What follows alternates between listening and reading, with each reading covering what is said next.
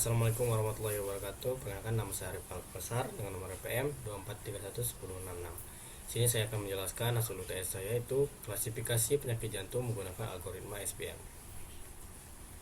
Saya ada latar belakang dan studi kasus mengapa deteksi dini penyakit jantung penting dan mengapa SPM dipilih.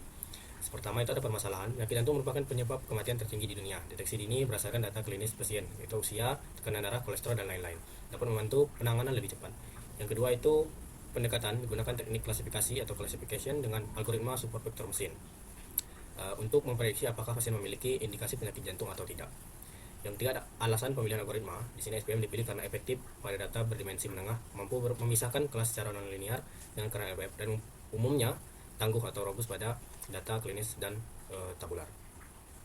Dataset yang digunakan itu ada 918 baris data pasien, 12 kolom dengan 11 fitur dan 1 target, serta 2 kelas target, 0 tidak memiliki penyakit dan 1 memiliki penyakit, serta ada 0 missing value dan data duplikat.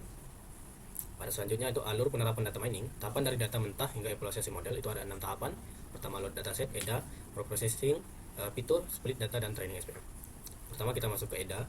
Di sini distribusi kelas target hard disk, data relatif seimbang. Ya, distribusi penyakit jantungnya itu yang tidak memiliki penyakit ada 410, serta memiliki penyakit 508. Lanjut ada penyakit jantung berdasarkan tipe nyeri dada. Itu dapat kita lihat tidak ditemukan missing value ya. Serta data duplikat pada dataset. Pasien dengan tipe nyeri dada atau ASY itu paling banyak terindikasi penyakit jantung, ada 392 dari 496 kasus. Sebaliknya, tipe ATA atau atypical engine itu cenderung memiliki pasien tanpa penyakit jantung. Next, data pre-processing. Pertama ada cleaning dan encoding. Di sini pada bagian cleaning, pengecekan missing value hasilnya 0 pada seluruh kolom, dan pengecekan data duplikat itu hasilnya sama 0. Untuk pada bagian encoding itu pertama ada label mapping, kedua one shot encoding, dan yang ketiga itu fungsinya mengubah data kategorikal nominal menjadi format numerik yang dapat diproses SPM, serta hasil jumlah fitur bertambah dari 11 menjadi 15 kolom. Yang kedua ada fitur scaling. Mengapa fitur scaling diperlukan? Karena fitur numerik memiliki skala yang sangat berbeda.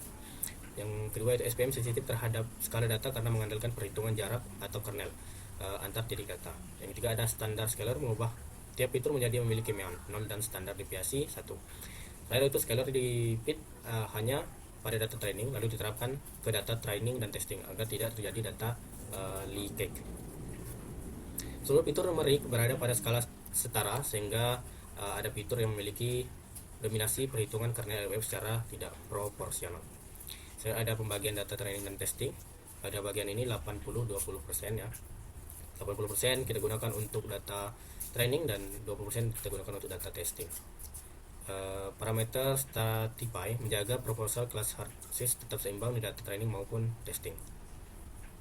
Selanjutnya ada pemodelan, itu pemodelan SPM. Sini pertama itu SPM bekerja dengan mencari hyperlane, bidang misal terbaik yang memaksimalkan margin antara kedua kelas. Karena LBF memetakan data ruang berdimensi lebih tinggi sehingga kelas yang tidak dapat dipisahkan secara linear menjadi dapat dipisahkan. Cocok untuk data klinis dengan hubungan antar fitur yang kompleks dan non-linear seperti data penyakit jantung, serta efektif pada dataset berukuran menengah atau ratusan sampai ribuan baris seperti dataset ini yang berjumlah 918 baris. Parameter model yang digunakan. Selanjutnya ada hasil evaluasi model.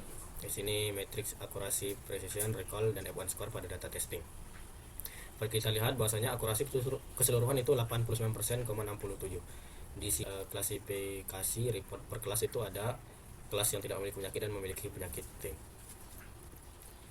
Ini ada composition matrix 165 dari 184 data atau 89,67% diklasifikasikan dengan benar dan 11 data salah diklasifikasikan. Faktor klinis yang mempengaruhi itu ada T-spine type atau ASY, tipe nyeri dada sangat dominan pada pasien dengan penyakit jantung, 392 dari 496 kasus, serta nomor 2 atau ST slope, flat atau down. Ini kemiringan segmen ST yang datar atau menurun, umumnya berasosiasi dengan risiko penyakit jantung lebih tinggi dibandingkan up. Yang ketiga itu exercise engine dan all peak, nyeri dada saat olahraga.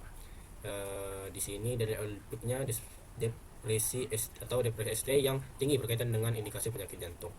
Kesimpulan serta referensi di sini model SPM karena LPM berhasil mengklasifikasikan indikasi penyakit jantung dengan akurasi 89,67%, serta precision ada 88,0,7%, serta recall 94,12%, dan F1 score-nya ada 91%.